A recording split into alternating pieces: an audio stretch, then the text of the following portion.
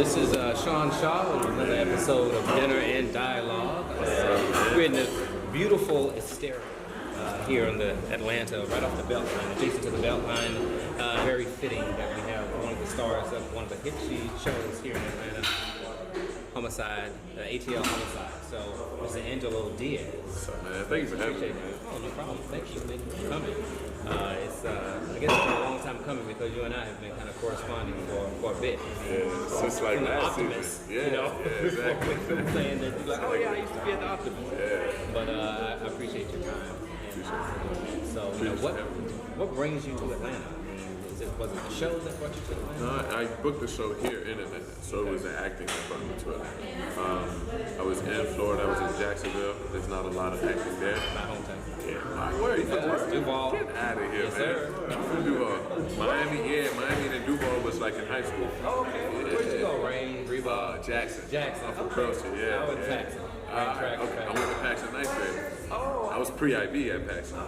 Yeah, just for ninth grade. Okay. That was not for me. Yeah, that's enough, right?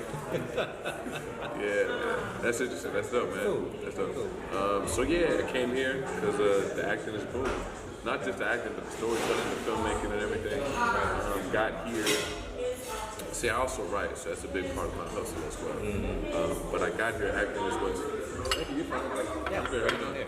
Yeah, so this is our chayitas. Bottom and Spanish cow mesa, topped with like sauce with the zebra pie. Enjoy. That's good. Perfect. Very nice. Thank you. So I guess this without shit. And then when I got here, the acting is what kind of opened the most doors for me. But now that I have some limelight from ATL Homicide, I'm having an opportunity to like add that momentum to my content and the people I'm collaborating with, and etc. You know what I mean? Right. So it's a very blessed moment, like a blessed place to be right now. It's a very blessed moment. That's what's up. So was this show like Nirvana for you? Because, you know, ATL Homicide is like Snapped meets, Law and Order, and all of that rolled up into one, you know. So was that something that attracted you most to this? Yeah, it was. Not only that, but it was the people we were portraying, how true and authentic they were to themselves, to the streets, to the people they're serving. I mean, the detective I played, not for nothing, man, he's a street brother. Right. You know what I'm saying? He's a street brother with a badge and a pistol. He barely uses his pistol ever, you know what I mean? Right. And he does it for the right reasons. He belongs to the community he's serving. This is not somebody who's serving the community he's unfamiliar with, and it's a disenfranchised community. He's not of that. He, under Detective David Kuhn, who I portray, understands completely what's happening in the streets because he is the streets. So that was a conundrum because, you know, you growing up, we just talked about the area I'm from. Oh, yeah. In Miami, before Pearl Street, it was Little Haiti and Carol City and Little Havana, and you know what I mean? The people from that, they call that. Well, check out this Rumble fashion. This thing looks good. That looks good too. Yeah, that's lit. So before all that, it's coming from the streets, you know what I mean? And understanding the other side of the game and the other side of the fence and appreciating it, but coming from the streets. So you have mixed feelings about portraying somebody who's 12, somebody who's a police officer. That's right. But then you meet them and you're like, yo, this is dope. The whole move was divine and anointed. Like, the whole move. Because sometimes you really got to pay attention. I don't know if you're a spiritual, but so you got to pay attention to the divine language of what's happening around you. That's right. You can be praying and fighting for something all you want, but if God is telling you, nah, or if God is telling you, I got you, but it's about to suck right now, because that's how it works. If you look at nature around you and the caterpillar goes through to become a butterfly, and the lion has to get his face all scarred up to become a king, to become an alpha of his pride. All of that has to happen. You got to pay attention to the divine language of what's happening. When I got to set, yo, I mean, it all happens a lot quicker than you think. So you audition for it a few months ago, you hear back out of nowhere, it's just an email, you're at work, you're chilling, you're living your life, you just get an email, it's like, congrats, you're one of the finalists, we want to submit you up to the producers, are you available next week? And for the next 24 weeks, and you're like, whoa. You know what I mean? And you accept the offer, or you make a counter offer, you accept, your lawyer goes through the, you don't have a lawyer yet, so your lawyer goes through the paperwork, he's working pro bono on it. You barely like wipe your eyes from like, you're on the phone with the people, and then you got to be on set by the time you wipe your eyes. That's right. So I'm meeting Detective Quinn, and he's like, we're getting to know each other, we're having some meetings and stuff like that, but then it takes this, the Cuban way, the Latino, like the brown way. We sit down, we have to break bread and get to know each other. So when I got to know he was a badass dude and he was doing it for the right reasons, I was like, bet. Because this could have easily been some asshole. This could have easily been something not that. Right. But before I got to know him, I get the set, I mean my co-star. My co-star has the same last name as me. No, I saw that. It's like, We got cast independently, never met before that. Right. Never knew of each other. He's got the same last name, Diaz. He's Cuban. Yeah. He's from Miami. You see what I'm saying? We're about the same age. right. It's like instantly, it was like a bond. It was like, damn, like we're cut from a similar cloth. You know what I mean? You're just a little more Tom Cruise with yours. I'm a little more Drake, Will Smith with mine, or whatever. Right. You know what I mean? But like it's there. We're like cut from the same cloth. Wow. Since then, it was like instant. Oh, that's perfect. That's strictly But divided. when something like that happens, yeah, you just got to be like, okay. Yeah, just accept it and be like, thank you. I'm trusting you with this one big time, for sure. You've got me in it, for sure, yeah. So it was no looking back. Once I understood that language and what was happening and then had a moment to take a breath and receive all that, I was like, I'm all in. You've got me. I'm Jordan mode. I believe. I'm buying into the program. Now, man, come get it when you fit in, brother.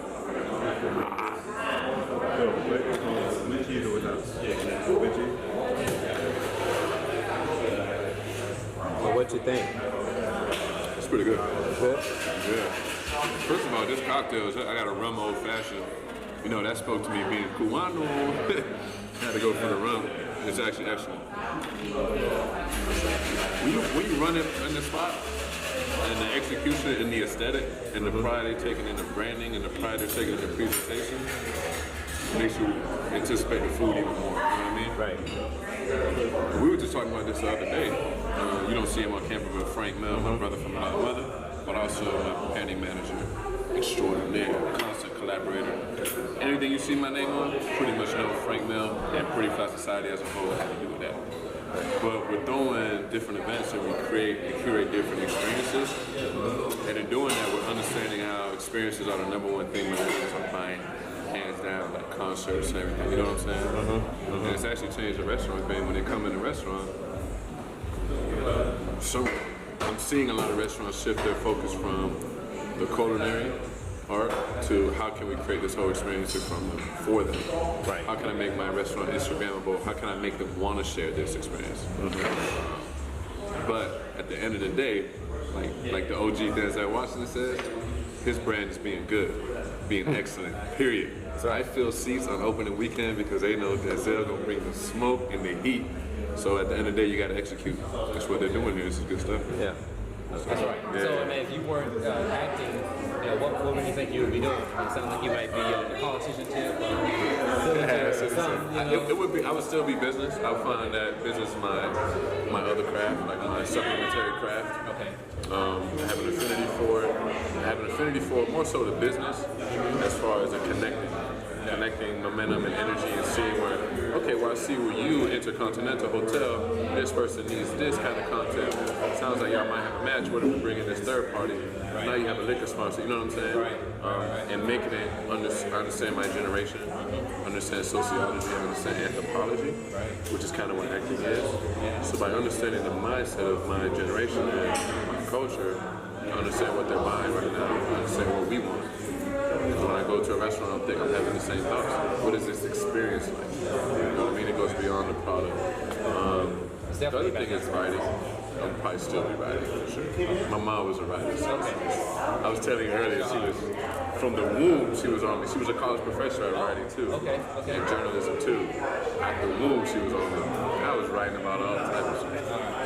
Speaking of writing, is that something that you aspire to do from a script writing perspective? I am writing. It's happening. Yeah, it's happening.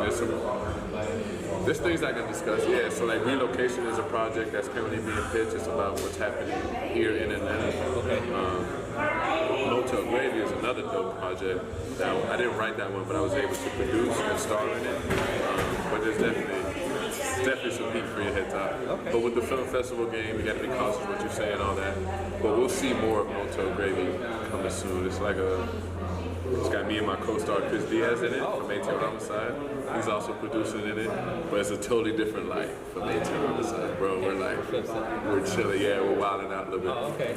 You remember? Training. No. Kinda. Just bodies being dropped. So you remember Next Day Air? Yeah. Next Day Air meets Pulp Fiction. Oh, wow. Meets Ozark. Okay. With the Latino twist. Okay. So we're gonna, more news on that coming soon, but that's definitely where my heart lies, is right. Just storytelling, in general. Absolutely. Whether that be through branding, whether that be through an experience, like an event that me and my team have curated, or whether that be a movie or a book. I like to tell stories. We tour with our Creative Canvas, our art show. It's like a creative experience. Oh, okay. But at its essence, the mission purpose is about empowering artists through their business, artistry, and showing them the business is just as much a part of your craft as otherwise.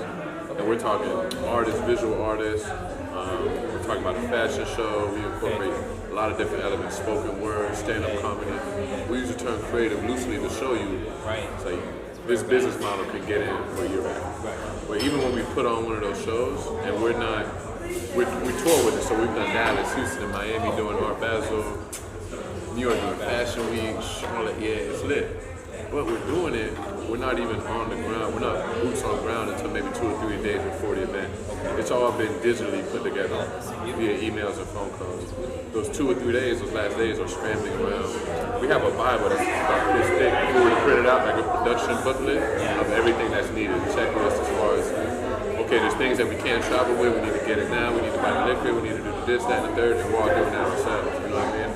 So understand that, that script, that what you just mentioned, it hit a nerve, that's exactly what it takes, you know, for sure. It's a lot of moving pieces, man. A lot of moving pieces, a lot of commitment. I guess I want to take this moment to answer the question I get the most, like via DMs or via email or even out in traffic, like getting approached physically in person. And one of the main questions is from fellow actors or fellow thespians who want to know, or even to broaden that, fellow creatives who want to know, like, what's the answer, what did you do, like, what, you know what I mean, knowing I want to be where you are, what's a good piece of advice for me. And the main piece of advice I would have for, it's kind of, well, for actors, I have a twofold questions, like 1A and then 1B is the answer. 1B being actors, specifically, go to class. Find a class, because finding your class is the first step of finding your tribe. And your tribe is going to help you get cast in independent projects, because most of your classmates also shoot content and do their own stuff and write scripts and all type of stuff. They'll give you advice of like what agents and managers are accepting talent, what agent and managers not to rock with, what networking events to go to, and all type of stuff, you know what I mean? The websites you need to be on, all that, you'll learn that from your class. Secondly, to creatives, which is like my 1A answer, creatives, period, stop doing that, I guess. Like, stop asking what does it take. You already have what it takes, essentially, you know what I mean? So you have to believe that, but then we're getting out of a territory of scientific explanation and formulaic explanations more into energy and vibrations and frequency, which more than likely as a creative you already deal with anyway.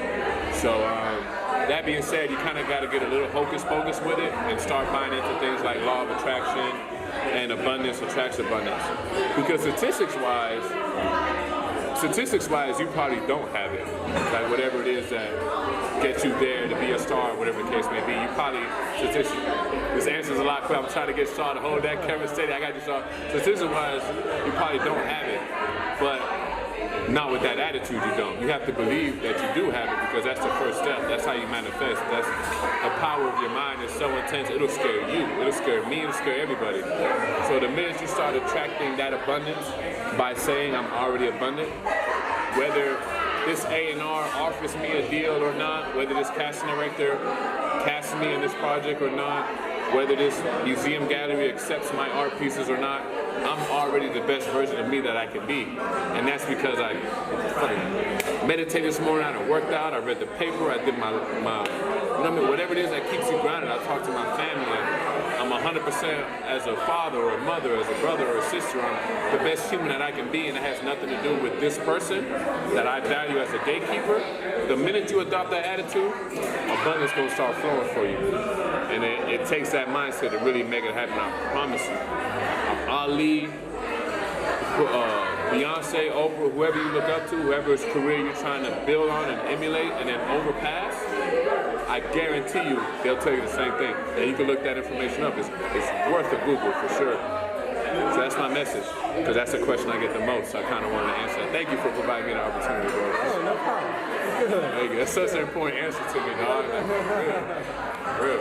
Again, thank you for taking time out to meet with us, break bread, talk a little philosophy, psychology. So that's what's up. You know, how can everybody follow you on all your social media platforms? They can check me out on, well, first of all, shout out to you, Sean. Shout out to Dinner and Dialogue, man. It's been a great time. Thank you very much for having us. Appreciate it. First of all, follow the mothership at Pretty Fly Society.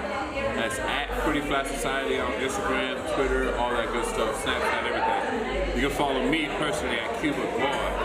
That's Cuba Guard, CUBAGAWD, on all the little social medias, Instagram being our favorite little social media of the moment. And shout out to you for joining us.